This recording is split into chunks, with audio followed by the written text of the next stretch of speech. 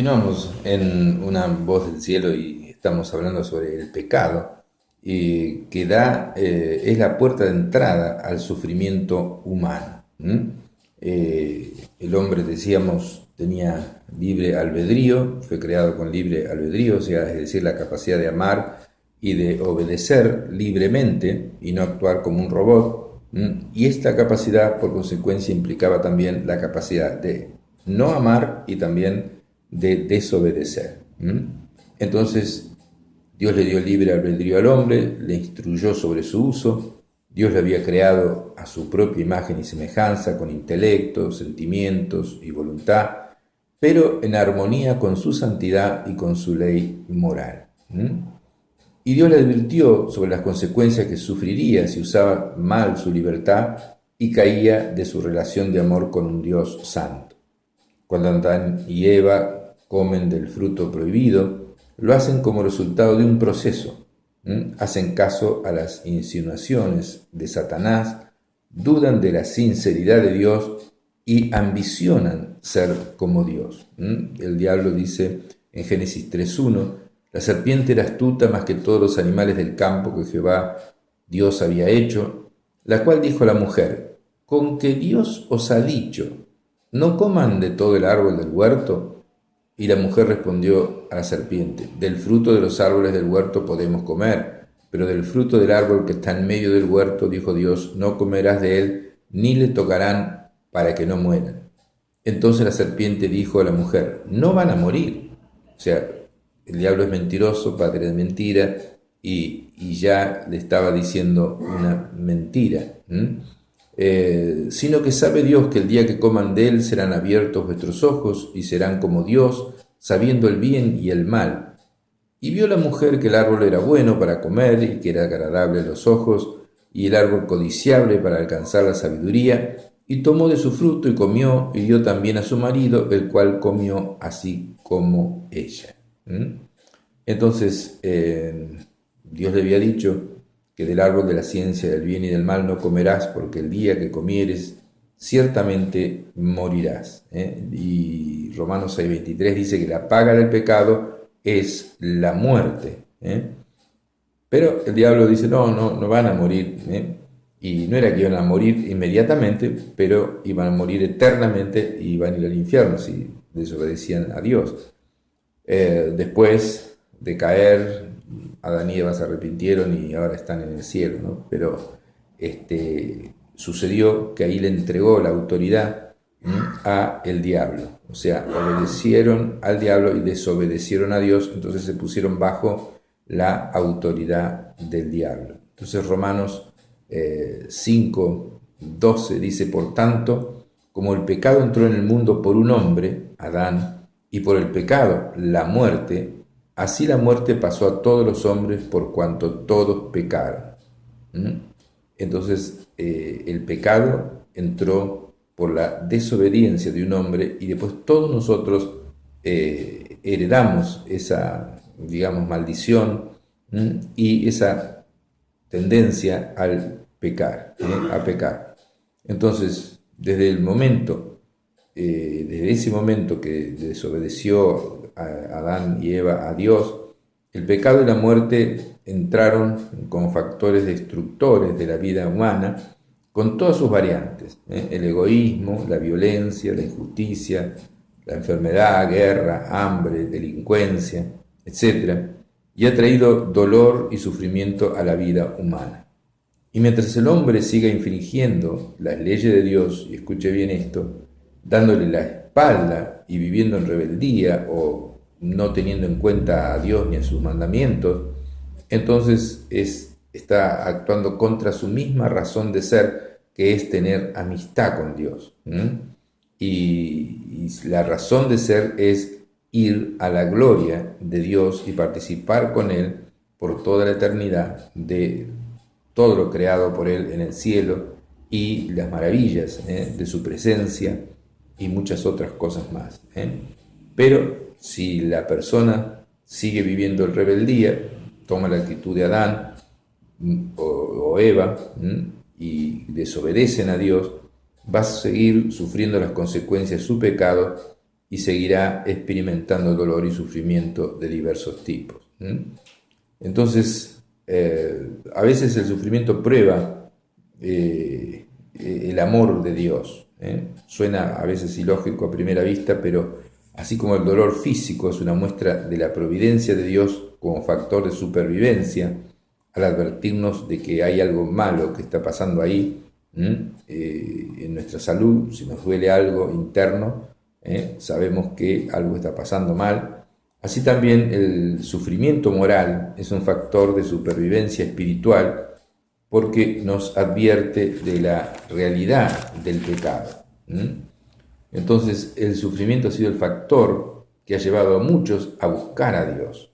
Entonces Dios permite ciertas cosas que sucedan en la vida, y entonces para que nosotros tomemos la decisión de acercarnos a Él y que Él es todopoderoso y bueno, arrepentirnos de nuestros pecados, creer en su salvación y tener la vida eterna. Entonces el sufrimiento ha sido el factor que ha llevado a muchos a buscar a Dios. Mi padre y mi madre eran, digamos así, tenían una posición muy importante, un trabajo muy importante tenía mi padre, era gerente de un hotel, digamos, tal vez el más importante de todo Buenos Aires, y el dueño de ese hotel, que era pariente mío, pariente nuestro, tuvo un malentendido con mi papá y digamos, lo echó. Y ahí se quedó sin nada mi padre y tenía que enfrentar cientos de deudas por el lugar donde vivíamos, etcétera, etcétera. Y ahí empezó mi madre y mi padre a orar y a buscar a Dios la dirección y la solución. Entonces Dios los guió a una iglesia evangélica en la ciudad de San Isidro y ahí encontraron la salvación de su alma y la vida eterna. Encontraron, digamos así, el mensaje de salvación, lo entendieron, entregaron su vida a Jesús, Jesús entró en ellos, entró el Espíritu Santo, y a partir de ese momento las cosas empezaron a cambiar.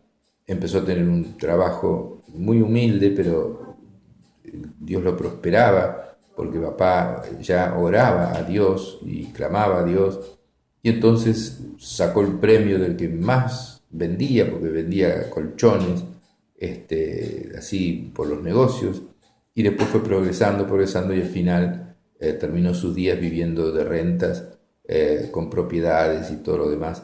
Dios lo bendijo cuando se acercó a él, pero si no le hubiera pasado ese sufrimiento, hubiera seguido tal vez con mucho dinero, siendo gerente de ese gran hotel, pero al morir hubiera ido al infierno, porque estaba, por supuesto, orgulloso y agrandado y todas esas cosas que suceden, ¿no? Pero Dios permitió ese sufrimiento para que se moviera a buscarle y entonces le encontraron a Dios. Entonces experimentó la bendición más grande que un ser humano puede recibir, que es la salvación de su alma y la vida eterna. También la palabra de Dios habla del hijo pródigo, aquel que se fue lejos de su padre, y la gente vive lejos de su Padre Dios y haciendo lo que le da la gana y pecando y gastando, digamos así, como dice la palabra de Dios, el dinero con un juego, con rameras y todo lo demás, y le iba pésimo, y hasta que volvió en razón y volvió a su padre, y su padre lo recibió con los brazos abiertos.